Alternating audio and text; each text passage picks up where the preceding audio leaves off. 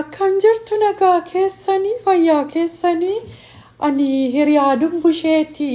har'a dubbusheen gaafachuu dhufe dumbushee ijoollee gaartaay itti gageeddarii kottu wayyaatti gageeddaraa jirti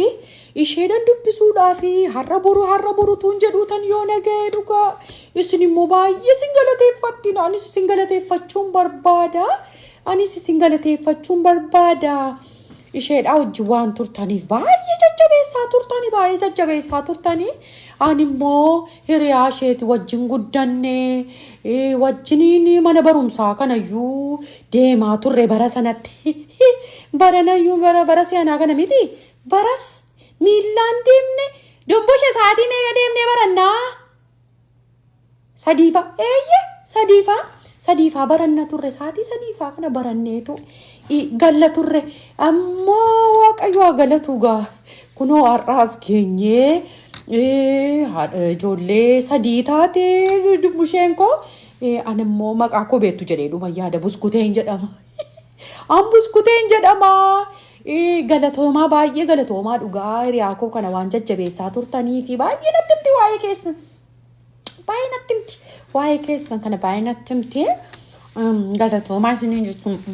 mastiikaan kun baalageedhuma nama gooti dhiifa manaa godha mastiikichanii mucattiin tokko natti laatte nagaadha ka hunduu nagaadha miti galatoomaa baay'ee ulfaadhaa dumbushaan gammadaa isaatii ijoollee babbareedoo dubbi godhan sadii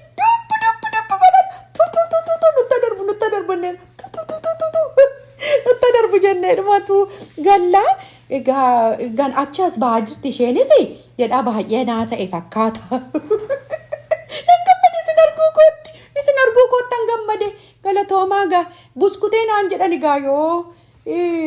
tattaasa'us barbaaddanii keessaanis dubbusheen magaafadhaa